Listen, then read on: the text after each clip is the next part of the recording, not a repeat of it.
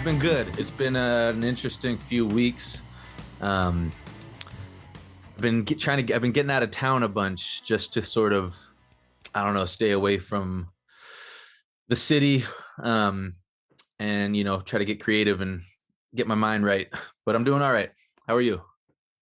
Great. Yeah, I appreciate you doing this. We're both from Seattle, so that's kind of cool. Like actually, and it's funny because a lot of people know me for my rock interviews, but I started music. I really got into rap when I was a kid, so this is kind of going back to my roots here. It's kind of cool. Oh wow, awesome. Where are you from in Seattle? I grew up in Issaquah, so I'm Okay, sure there's gotcha. some stereotypes you have of Issaquah. Can't think of any, but Because now you were in like the literal city of Seattle, right? yeah, I grew up in the Central District. Then I live in Capitol Hill right now. Hmm. I'm trying to remember. Was it Garfield High School, right? Yep, that's where I went. Yeah, was there any famous people there when you like any like people that ended up playing college football or NFL or anything like Yeah, that? for sure. Or not really that are still in the league or anything, but Tony Roten, he played for the Sixers for a bit. He was 2 years younger than me. He's a good friend, and a good friend of mine named DeAndre Coleman. We called him Biggie, but he played for the Dolphins. There was a lot of athletes there for sure. That's cool. What about in Seattle? What are your favorites? Like landmarks, venues to play, restaurants, hangouts? I know Oh you my said gosh. Machiavelli's and Scoop de Jour were two of them. Oh yeah, yeah, yeah. Machiavelli's. That's in Everett now, I believe. Okay. Um, Scoop de Jour, yeah, it has no one knows about it. It's like a hidden gem. It's an ice cream shop, but it has like the best burger in town. I will die by that. They make it right there for you. It's one dude. So good. And then any place with fresh seafood. Seattle has some of the best seafood. I'm a big crab oyster guy. Yeah, I would just go down to that like the pier, and I think there's a place. It might even just be called like the Crab Pot or something. You can go down there and they'll Yeah, just fix you up this like plate of like fresh seafood, and it's like amazing. that's my favorite shit ever. Yeah. That's really does the weather see that's why I moved to Arizona though, because I just got the weather just it got to me after a while. I was like, I can't deal with this like gray skies every day, not seeing the sun for weeks. Does that ever bother you? Yeah, it's starting to get nice again. Um, and it gets dark around like 8, which is nice because for a while there it was fully dark at like 5, and especially for someone like me who struggles with sobriety and trying to stay mentally well, those short days, long nights can really get to you. And but sun always draws me back to the Pacific Northwest. I just love it So does as it much as help I can. your mental uh I guess health or whatever that like when you would go like you go down to the pier and watch the ocean waves and stuff? Do those kind of like being with nature, I guess, in Seattle Yeah. help? Yeah. My dog helps me so much because he gets me to take walks constantly. I live in a nice neighborhood where there's lots of great trails and parks. So I try to stay outside as much as I can. And Seattle's just so beautiful, especially this time of year. But I know I should during the winter probably go somewhere else, but it's hard to leave home. Yeah, at least for like a vacation or now, you mostly just do shows in Seattle or do you tour like nationwide? I tour nationwide. I've never toured overseas. That's definitely that would be a dream. Hopefully one day. Um, but yeah, I've toured nationwide. I do well on the West Coast, East Coast, a little bit in the Midwest at some places, and I'm planning one for this fall. Is the goal? Oh, really? Yeah, my first tour in a while since before, or I guess yes, my first tour in maybe 2 years. It's been Okay. a while. Yeah. Yeah. Yeah. Well, then, we had that, obviously, we had the pandemic and stuff, and that always like Yeah, stopped that I had a tour touring and all planned, that and stuff. then yeah, COVID canceled one of my a tour, and then we were able to put one together once venues started opening up again, but it was still kind of tough to get people out. Um, but now things seem to be people are going to shows again, and things are back to normal. Yeah. What is your favorite venue to play in Seattle? You must have played all the clubs at this point. Yeah, I have different reasons for loving different ones. My favorite the biggest venue that I ever sold out myself was the Showbox Market. That's right by Pike Place Market, you know. Hmm. And then, but maybe my favorite, just for like sound and neighborhood and stuff, is Numos. I've played that many times. Um, and then I'll always have love for Chop Suey. It's called, also in Capitol Hill. It's smaller, but that's where I played my first show. That's where I sold out my first show. A lot of love for that little room. That's cool. I see. I haven't been to Seattle in a while. I mean, because there was a pandemic, so I couldn't come back to visit my Yeah. family very much. And then I think I've only been back once or twice since then. I'm coming back in June, but last time I was there, I think it was during the All-Star game. So they cleaned up a lot of the city. Did they Hmm. keep that up, or is it kind of fallen on hard times again? Um, do you remember when the whole Chaz and Chop thing happened here? Yeah, Yes. Is that I that like, yeah, they're that. doing something at UW right now. I know that, but Oh I don't. yeah, that I assume that that's that not kind of throughout the city. that dirtied up the city a little bit, and it was tent city everywhere, kind of for a while. And I think I don't know. To me, it looks like they're always gentrifying and cleaning up the city, but I don't know what's going on. It's not affecting in the neighborhood you're at. You're okay. You don't have to deal with a lot of Not that. anymore. Not anymore. Okay. Which part? Because now are you still in the city of Seattle, or which Yeah, neighborhood? Capitol Hill, right in the Oh, city, okay. That's the right. nice part, right? I mean, there's different areas of it. There's I live in a more residential area, which is it's really nice. Yeah, I love it. But there's also like the bar scene of Capitol Hill, Pike and Pine, and that's where that was my old stomping grounds. You know, that's where Numos is, and that's where I used to do have the most of my drinking career was spent in those bars. Right. So now that you do the sobriety and you're Trying to do. 100% sober, right? Not California sober. You don't still smoke weed. Like you cut everything out, right? I'm still figuring it out right now. I had 9 months of cutting everything out, and right now I am figuring out which kind of medication helps me and doing the AA thing. And yeah, I'll have a better answer for you with that in hopefully a few months. But right now I'm just taking it day by day. And yeah, not California sober. I got to do the full thing.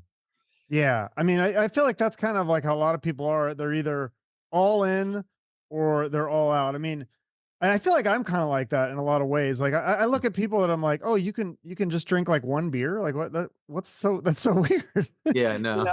I Yeah. will say one thing that's helped me is just getting older. I feel like I'm like when I was in my 20s and stuff, and it'd be like, okay, yeah, let's tie some off, and it's like now when you're in your 40s, you're like, you don't want to do that. Like you lose the desire. It doesn't even sound fun anymore. I'm like, No, absolutely. That's what's fucked up for me. Can I curse? Sorry. yeah, yeah, fucking Kirk, Um, shit, is everything. that like I don't desire it at all anymore. The idea of going out, getting fucked up, having a hangover.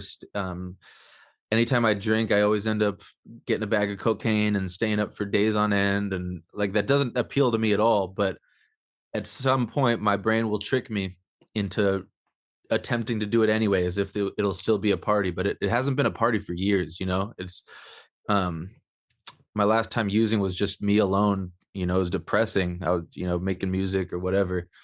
It hasn't been a party for a long, long time, but like my brain will still trick me into chasing that high from from the good times. You know what I mean?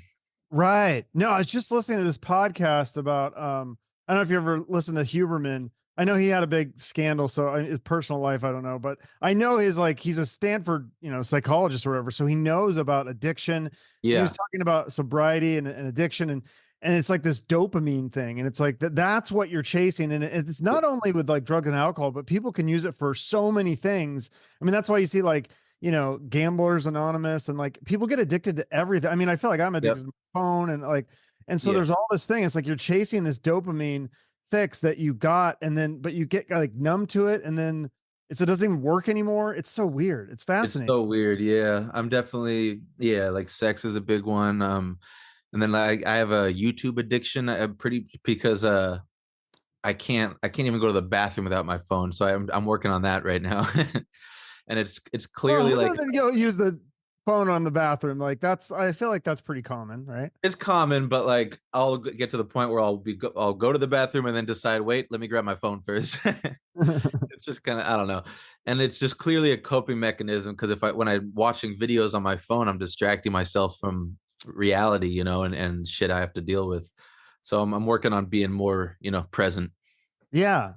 What is, I mean, because your reality seems pretty good. You're a young guy, pretty successful musician. I mean, it seems like your career is going well. Yeah, but I've learned that career especially and like financial success and stuff has nothing to do with my happiness or state of mind. I could be, there was a point where I was doing better than I ever thought I would, financially and just career wise. And it was maybe the most depressed I'd ever been because I had this feeling of, wait, is this it? Now what do I chase?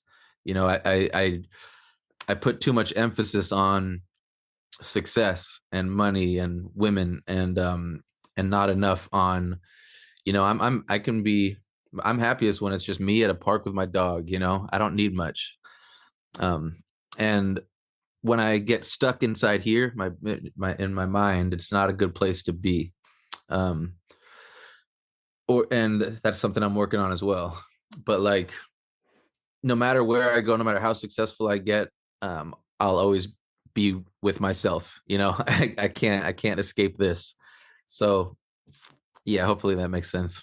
No, yeah, I mean, I think that definitely sounds like something they tell you in AA. I feel like when I Yeah. used to work with some of those people, and I feel like that is a lot of the language that you're using is language that, stay out of my head. I remember I went to an Yep. AA meeting one time as part of a psych class, and a lot of the people said that exact same thing. Like, "Yep, I just was getting too much into my head." What does that mean for you? Like just your thought, like what kind of negative thoughts do you have? Because that's what I'm saying. Like when you look on the surface, I mean, it looks like things are going pretty well. Like what Yeah, so that's kind of what it is not is getting that. too personal. I mean, whatever you want to tell me, but I just didn't know, Oh like, yeah, no, I like talking about this stuff because I'm still figuring it out. And yeah, a lot of stuff is things that I learned in therapy and in things like AA.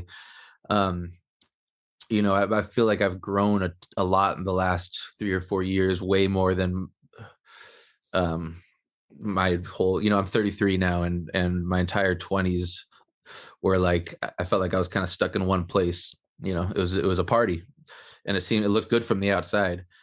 But what does it mean to be in my head? I think it's kind of what you said, that from the outside things look good and things should be good. But there's been times where I almost quit music because my brain literally told me that no one wants to hear from me, that I suck, that fear of failure, fear of rejection, fear of um what is it called, when you imposter syndrome type stuff. mm, um where I just don't feel like, yeah, that anyone wants to hear what I have to do, that what I'm doing is stupid. And it's like a dark cloud is over me that controls that. And now I'm in a space where when I think about that time of my life, it sounds ridiculous because I had, fans like begging for my next release, and I was doing something I love to do for a living. Like, how lucky am I? And mm-hmm. but my head, it can trick me into Good. thinking, fuck this, like. And yeah, so a lot of it is just practicing gratitude, remembering what you got, not thinking about what you don't. And, it's all the cliches are true. Right. But like, I just want to explore that. Like, because let's just say, because I think I have a lot of the same insecurities, but I feel like you have a lot more success than I do. So, like, like my thing is like, oh, what if I put out this podcast and nobody cares? And that's a lot of times it's true. I put out Yeah. podcasts and it doesn't get like very many views. But if that happened to you, if you put out a single and let's say it got 0 views or 0 listens or zero Yeah. downloads, I mean, what does that say about you? That Or if people you like are a just, failure, or that you had one song that wasn't yeah. So, popular? or if I think for me, it's more my stuff will get streamed because I've built a core fan base over the years, which I'm very lucky to have. So but Mhm. the fear is more, will they hate it? Um, and Where I'm at right now, one thing that helps me is I put out a new song every 4 weeks. So I kind of get to just be like, fuck it. If they don't Yeah. like this one, I'll hit them in 4 weeks with the next one. Well, and that gives me room to experiment. I've put out projects that I love, but I knew wouldn't get streamed as much because it's not the fun music my fans are that they expect from me, or whatever the case may be. But yeah, and I just heard a good quote also from David Letterman. He said, "As whatever you do, make sure you fail doing it exactly how you want to do it." So, I think failure isn't something you should fear. What you should fear is not trying. And as long as you're putting stuff out, you can live with that. It doesn't matter if it doesn't work out in the way you wanted it to. Like, do it your way, and I can live with that.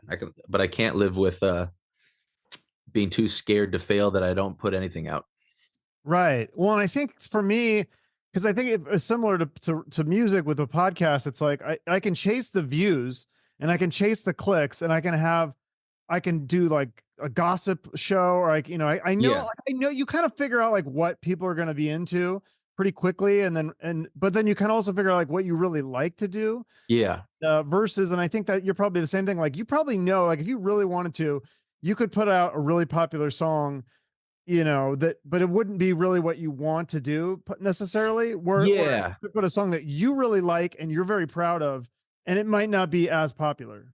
yeah. But it's something that I'm happy with, and yeah, absolutely. And another way that plays in with my line of work is I know there's things I can do, like make a song geared towards things like TikTok, Mm, and put out a shit ton of videos for using the same clip of that song over and over again, mm. and spend so much energy on the promotion of it and less on the actual quality of it.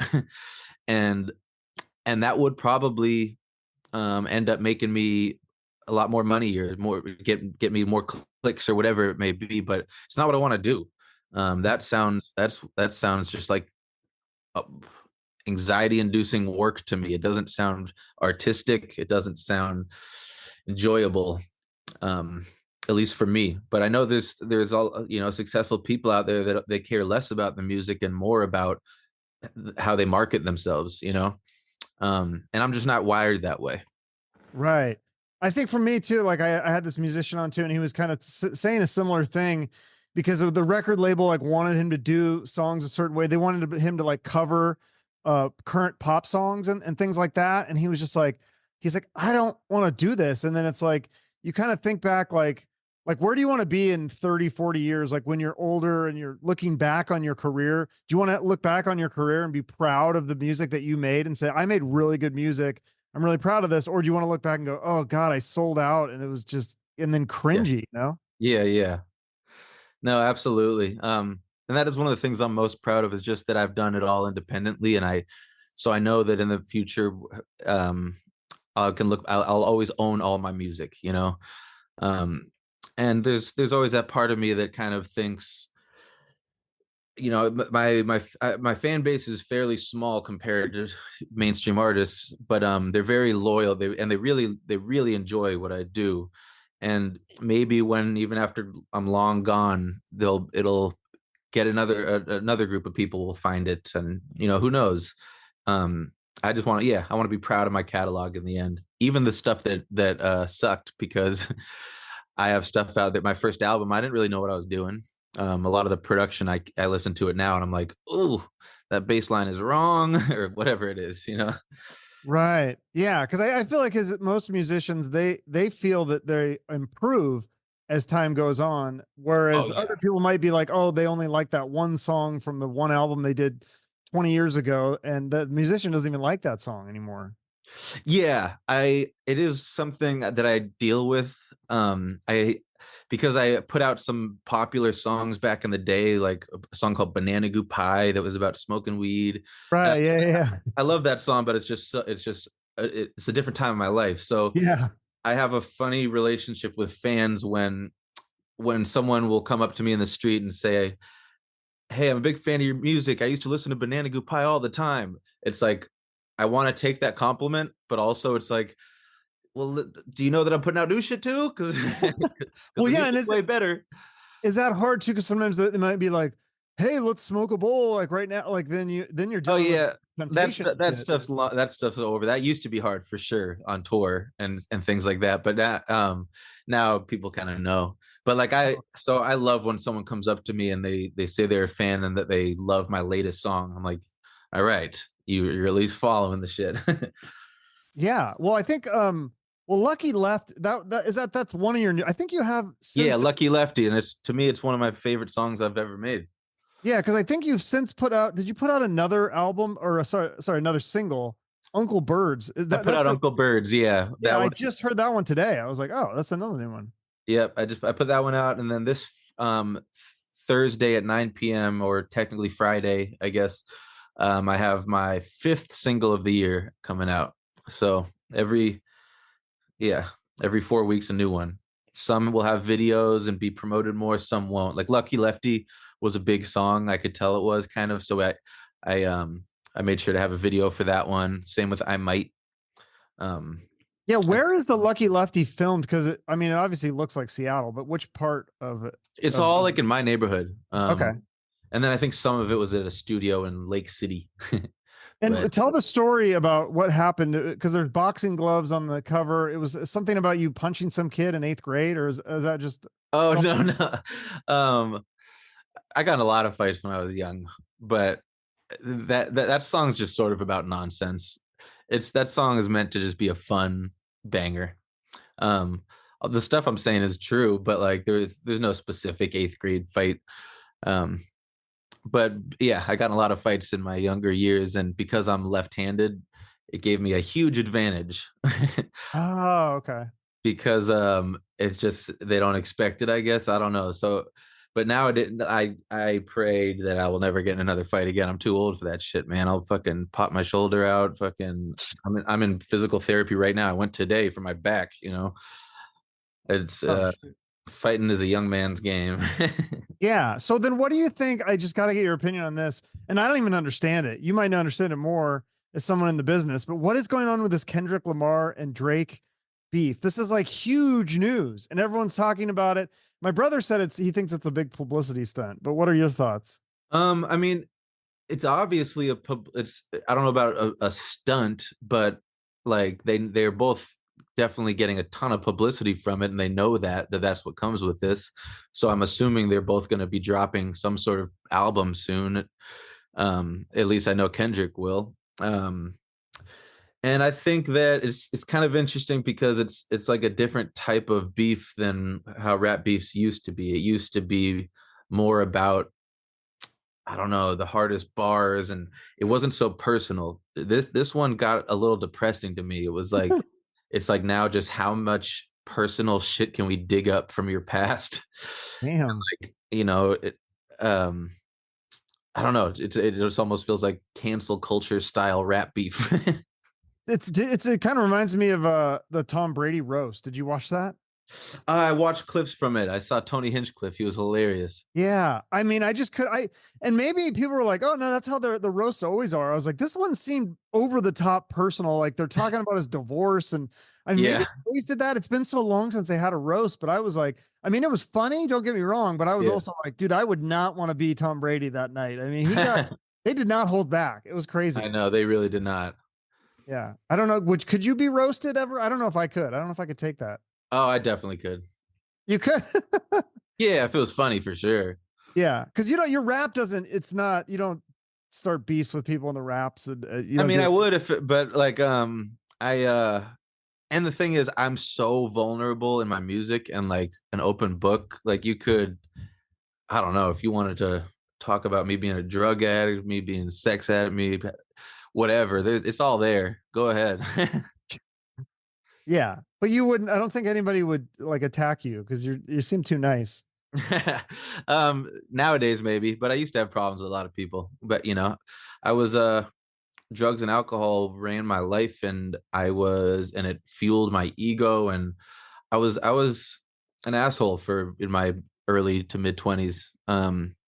I was still me at the end, when I was sober, but I definitely I don't like the person I was then. And I think that's good to know that you're growing, and I'm Definitely. That's amazing because I do a ton of these interviews and a lot of with the musicians, and a lot of them figure this out and they go through. It's just so weird. It's a cycle. yep. They get into music and they get addicted to drugs or alcohol or both or whatever, and then later they get sober. But usually it's not until they're like 50s or something. And you're figuring this shit out way earlier, which is I think is really good. Thanks, man. That's really dope to hear, for real. Um yeah, I think I attribute it to there's a few things. I lost some friends to the stuff, and it kind of sent me down a spiral. So I kind of hit a bottom pretty early, thanks to like cocaine and meth.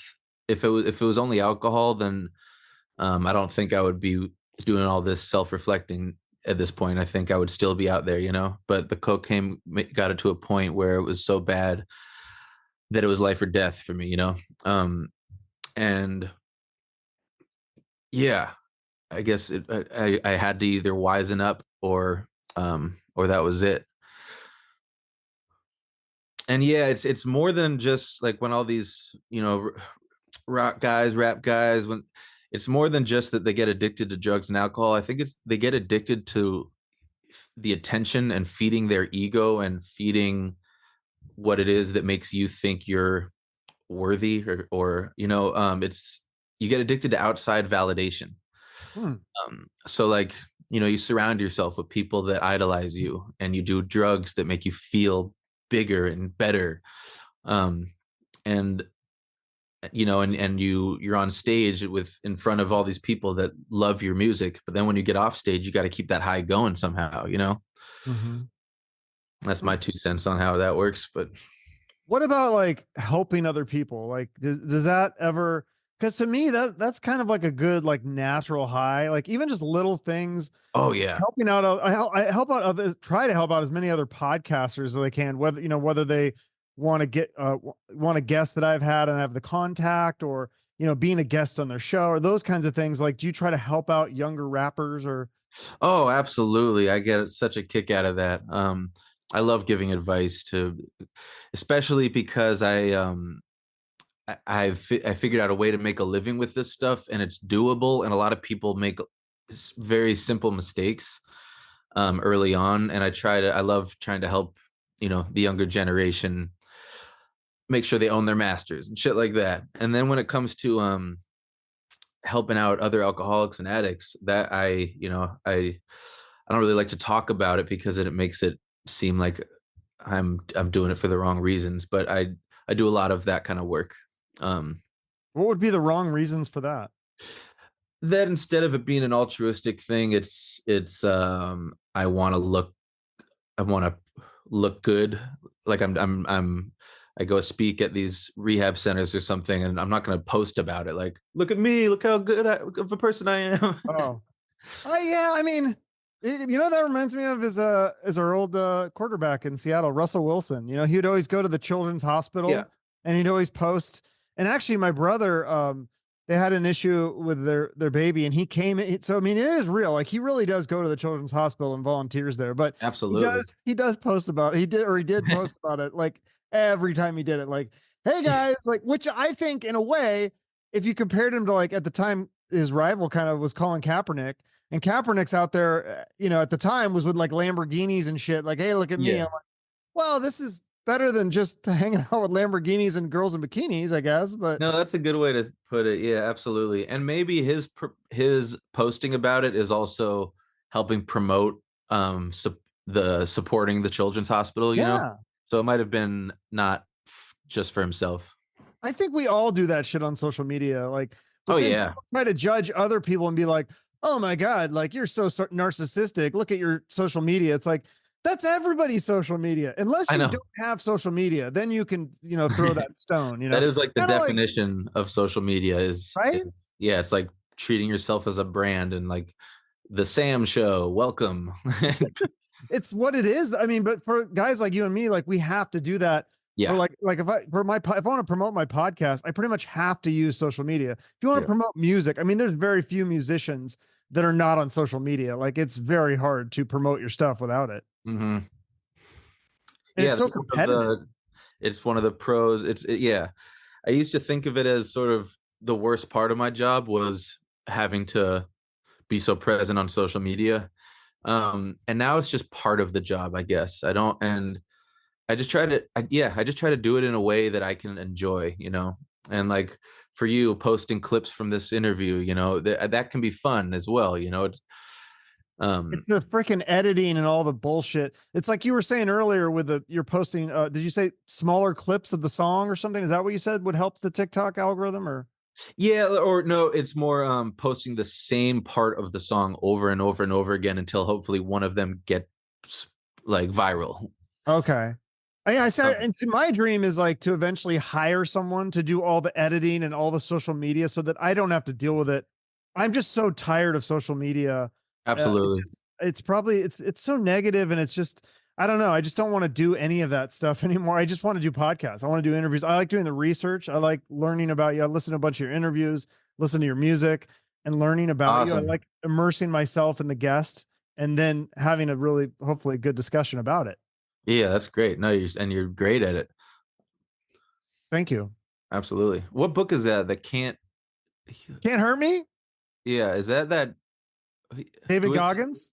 Oh, it is him. Yeah, yeah, yeah. Oh Okay. God, I love David Goggins. Like I need that guy like in my head 24/7 Yeah, because yeah, I just and that's what I have you found that that's helped you because I've found that that's really helped me with mental health stuff is just having those people in my ear.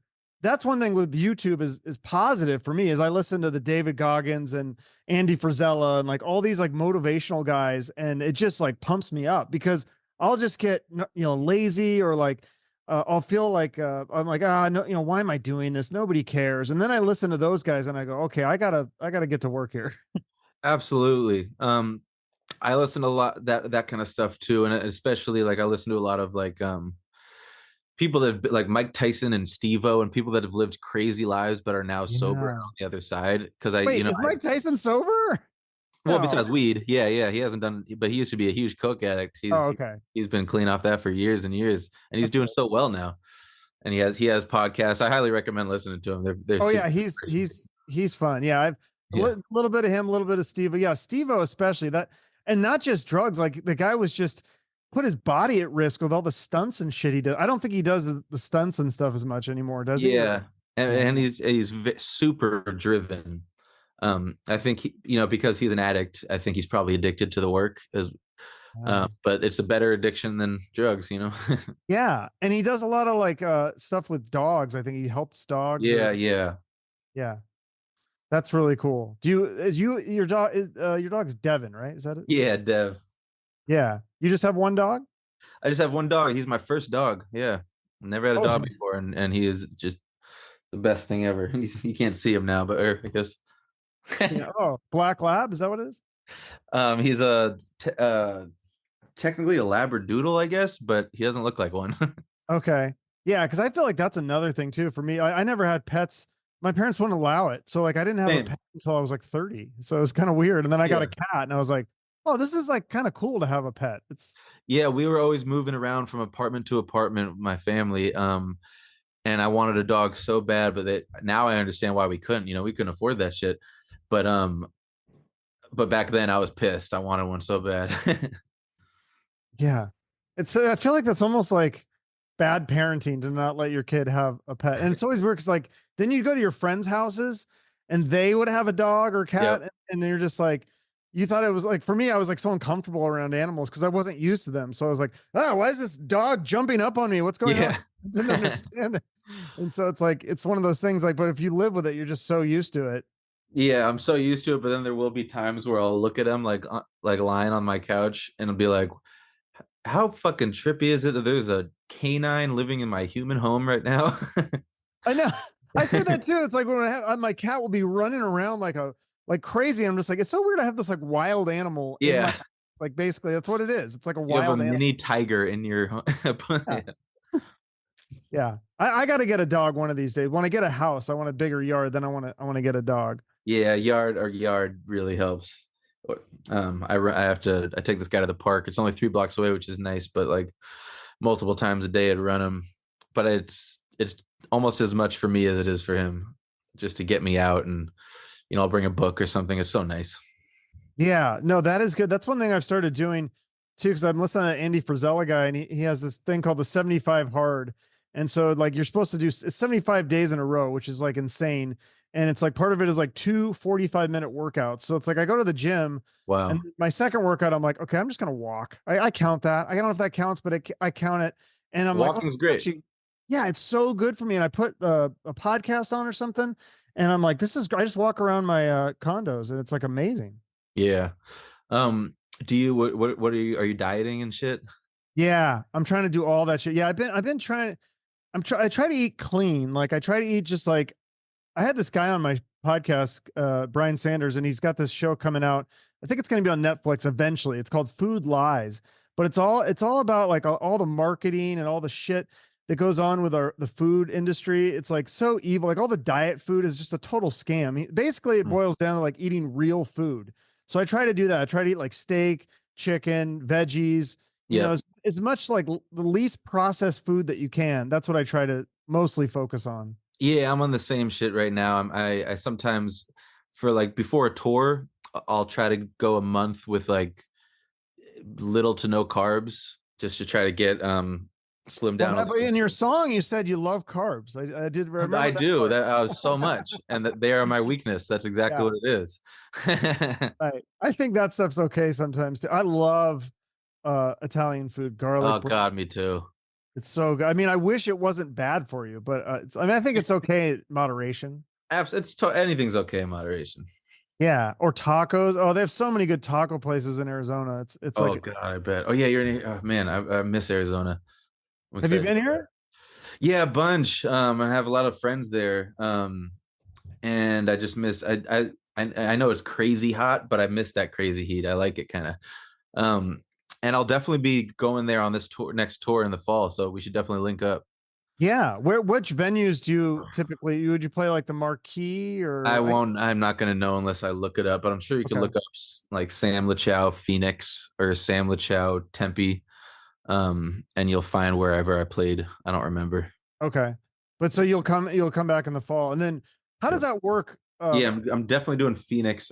Maybe one other spot in AZ. I don't remember though. Oh, that's awesome. Would you do you just have a DJ typically, or do you have like some live musicians? Because your music has a lot of like musicians on the songs. It depends what I can afford on the budget, pretty much. I love bringing a band.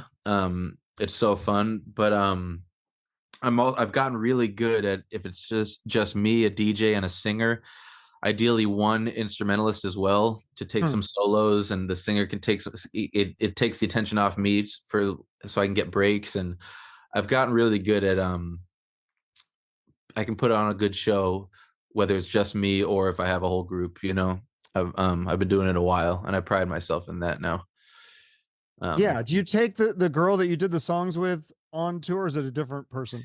Yeah, yeah, yeah. So yeah, that I've been doing the latest songs with. Her name's Gravy Day. She's also Yeah. my manager. So she was my manager before I even knew she could sing, which is funny. So She's super talented. I'm surprised she doesn't have more followers or whatever. Cause like yeah, she's about to start putting out her own stuff. I'm excited. okay. Yeah, because it's really that's what's cool about your music is it's a, I mean, yeah, it's rap, but you have like female vocalist and you have like jazz elements and like Yeah, different that's what styles I've of music. I love it. that's what I've always liked to do is sort of genre meld. Yeah, I mean, so that does that when you look at your fan base, that's because you have that you got to have that hardcore fan base. I don't know how many people it is, but that just love everything you put out. Yeah, Is a lot of your hardcore fan base that's I'm assuming that's what they love about you is that the eclectic style of music that you put out. exactly. They get excited every time I release something new because they have no idea what it's gonna sound like. I know a lot of, especially in rap, artists that where I don't really like I remember Kanye West in his prime was like I was so excited for whatever he was going to drop next because it might be some weird ass shit. It might be Yes. more like it, and it was so exciting, you know. Yeah. Do you remember that song he did? I heard this the other day. I think it was like a background for like a TikTok or something. And I go, what is, and I asked my girlfriend, I go, what is this song? And she only heard like the first two notes, but remember the one where he's like hitting the piano? Yeah, yeah, yeah, Yeah. She said the first time she heard it was like an award show or something. And she's like, oh God, he's like lost it. Cause he's just going ding, yeah, ding. And then all of a sudden it kicks into this song and it's like, it's a badass song. And you're yeah, just like, he's a weird guy. I don't know. yeah. I don't agree with everything he says politically or whatever, but like musically, he does have some chops, I will say. Oh yeah, so creative, and there's not enough of that, especially in hip hop, in my opinion. Um, but yeah, I pride myself in every time I release something new, you don't, it's not going to sound like my last one. And yeah, different instruments, different vocalists, different styles, and yeah, that's Yeah. what my fans expect, and it's how I continue to grow and evolve. Do you ever collaborate with any other Seattle musicians, like some of the old school Seattle people? Like when I was a kid, I'm older than you, but like Sir Mix-a-Lot was all, Yeah, he was like, and everyone just thinks like he's like the big butt guy, but his first album, I think it was just called Swass, and it had like Buttermilk Biscuits and Square yeah. Dance and all these songs that were huge. I thought they were big songs to everybody, but apparently it was like only to Seattle kids. But we all love that stuff. Oh, I'm a huge fan for sure. But no, yeah, I'd love to collaborate with him one day. That'd be crazy. But no, I've never even met the dude. I don't think. Maybe sometime. But no, but I collaborate with a ton of Seattle people. Seattle's not really what it used to be though. Like as far as a scene, because of Amazon and shit. You know, it's like it's gotten so like we used to. It used to be all musicians and us running around the Capitol Hill nightlife scene, and you know we were all kicking it together all the time. And now that it's all transplants. You know, it's just it's sort of a different city, but it's fine for me because I don't go out anyway. Yeah. What about what's your relationship with Macklemore? There's some sort of connection there, wasn't there? Oh yeah, he's a good homie, um, and we talk about sobriety struggles and stuff, and he's given me a lot of good wisdom because there's not a lot of people I can talk to that deal with triggers in the industry. You know, like the studio, working with people. There's alcohol and blow everywhere. You know, it can be a really triggering place. Concerts when you're playing shows, the green room, it can be a really triggering place. He's given me lots of advice on, you know, how to control your green room. What What is, how do you do that? That would be a good tip to share with people. I mean, you can just tell them. I tell them having beer in the green room is fine because that's for me. I'm not a beer drinker. I'm a vodka drinker, and I want my band to be able to drink if they want, but no hard liquor in the green room. Um, no, and if people are gonna do coke, don't do it in front of me. That's my rule. Huh. Hide that shit. I was able to hide that shit for years, so I know you can. Yeah, I think that's a fair rule. That doesn't sound too extreme. Yeah. Yeah, it's not. It's yeah, no, nothing extreme. Because But you like, don't make the people that you work with, you don't make them be sober. You just fuck don't want to no. see them, you don't want to see them do it in front of you because then you get tempted. I don't want to see them do coke in front of me because I'll my mouth will start fucking salivating like literally. But That shit really is addictive. I've never tried coke. I guess that's a good thing. I've heard it's amazing though. That's from people that have done it. They're like, don't ever do it because it's like amazing. yeah, I mean the one thing that's good about it, I mean that's the wrong way to phrase it, but is that there's no real withdrawal. So getting off it is like because Huh. I've had to get off of benzos before, and those are like Oh, it was the most difficult experience ever, maybe, you know, for me. And yeah. You can experience that even with alcohol. If you have a heavy night, yeah, the next day you wake up and you can get like the shakes and stuff. Oh, that is a yeah, bad the feeling. shakes, and you don't, and the only way to cure it is more alcohol. It's evil. Right. Or a benzo, like you said. Or Yeah. benzo, yeah. And benzos I was only taking to come down from the coke, you know, and I didn't realize I was addicted. So when I stopped taking them, I just thought I was going crazy. I was paranoid. I couldn't leave my Oh. house. I was agoraphobic as fuck. Um, it was fucked up, and then I finally learned. I was like taking vitamins, hoping those would help. Those don't help at all. What And then about finally, CBD? Does that help at all? Like my dad swears by that, and also like microdosing mushrooms, which is crazy. that stuff is supposed to really help a lot with like depression and stuff like that. Yeah. But that's not going to help with a withdrawal. Withdrawal is Yeah. just that's a chemical thing that you gotta wean off them.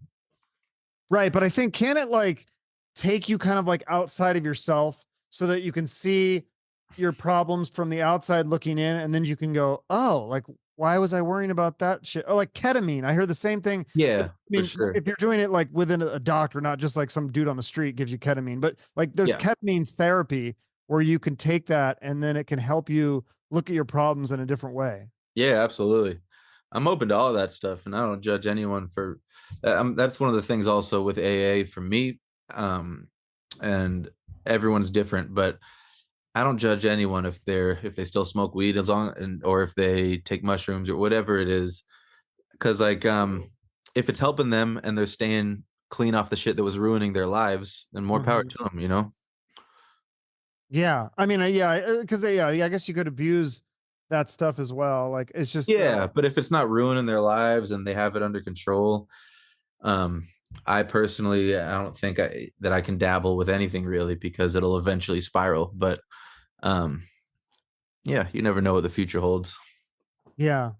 What about so you said you do walks, but do you do any like exercise, like gym stuff, like weightlifting or cardio or Yeah, anything? I try to now, but I had an ACL tear and now I have this back thing that I'm dealing with. So it's been preventing me from really getting to work out. But I'm not I go to a gym but I suck at working out alone without someone telling me what to do. Yeah. So I have a I'm the personal same way. trainer. You have a Yeah. yeah, I have a trainer too, and they're always telling me I'm doing everything wrong. Even with the trainer, I can't do it. They're like, "You're doing that wrong," and I'm sorry. I feel like a kid with a learning disability. Like I used to work in schools, and I'm like, why can't this kid read? But that's me at the gym. I can't Yeah. do the form right. I don't know. It's hard. Yeah. I've always been somewhat athletic when I was a kid and shit, so I'm pretty good at picking up on the things, but I need someone there to. Otherwise, I'll stop at 10 reps, and I'll do one set of every exercise, but so I need somebody to make me do a few of them. So To I meet push with you, a yeah. trainer 2 days a week right now. I might do it. I might do it more. We'll see. Yeah. I feel like that's for me, that's like kind of like I need something to focus on. And if I don't have anything, if I don't have a podcast to do or something, then I start going on social media and I start wasting time. And then I'm just like, Yeah, that's a big, yeah. and Staying then busy you like is you huge. follow that like rabbit hole where you go down and then you feel worthless because you're like, well, I just wasted a bunch of time. And now I'm like, God damn it. Like, what I need to Oh, freaking, 1,000%. If I like, I wake up at like 1 p.m. or something, and my first thought is, well, I already fucked the day up. I may as well just order Uber Eats and Netflix all day and just fuck myself. yeah. Sometimes you need those days though, too. Like Oh, sometimes a it's hundred nice to have percent. But a, I try to save those days for like Saturday or Sunday. right. Yeah. Yeah, I think I just try to schedule things as much as I can. Like if I schedule podcasts or appointments or Yeah. things, because then I know I'm good about that. I'm like, I won't miss an appointment because I'll feel guilty. But like I'll fuck myself over all the time. Like I'll be like, Oh, I don't have to do absolutely. it. Like, No, absolutely. That's one of the reasons that I'm even in physical therapy right now. Like low key, I could do these stretches at home, but I like having the structure it gives me. yeah. Um, and same with getting a personal trainer. I don't want to bail on her, And so like, yeah, just give me stuff to do every day. It helps a ton. You got to stay busy. And then that's why the AA meetings are nice too, because or any whatever you're doing, it gives you something to do at night. Or for me, it gives me something to do at night, which is kind of when I get restless and irritable, and it distracts me from that. And then next thing I know, it's 10 p.m. and I can start getting ready for bed. Yeah. Isn't that part of the whole AA thing is like they want you to get off the alcohol and drugs and then get kind of addicted to the meetings. Like you're supposed to like get really into it and go all the time. Some people go to like 2 a day or something, right? Yeah, yeah. Because it becomes your social life in a way. It can, like in the same way that I used to go to the bar every night and know everyone there. Now Hmm. it's kind of like that for me with meetings. I have a different one for every night, and I'll know a few people there, and have some laughs, and then but then also um, hear some wisdom that I needed. What's some good wisdom that you've heard? Oh, too much. There's just so much. I guess the latest one that I heard like literally yesterday was it, my sponsor told me. He said because I would romanticize drugs and alcohol as it being this chaotic party where you don't know what's going to happen. It's like it's wild and crazy, but in reality it's very predictable. So he basically just he basically just said, if I stay sober, I have no idea what's going to happen tomorrow. If I drink and use, I know exactly where I'll be tomorrow. Yeah, that's And that was funny. it. Yeah. No, I was just that reminds me of a line that my friend used to say that when he got sober, he would say he told me the same thing, similar kind of wisdom. He's like, there's nothing you could tell me that happened at a bar last night that I haven't seen before. He's like, you'll never guess what happened at the bar last night. He's like, I can guess it. I know it. I've seen it all. I've seen everything that's happened at a bar. There's nothing you could tell me. I'm not Yeah. missing anything. Yeah. And I just think the same way. Like, oh no, if I don't go out, I'll miss out. And it's like, you're not missing anything. You're not missing anything here. You won't believe what happened at the party last night. I'll believe it. I believe it. Yeah, I've heard it all. Yeah. It's all happened. I believe you, It's man. Totally believe yeah, you.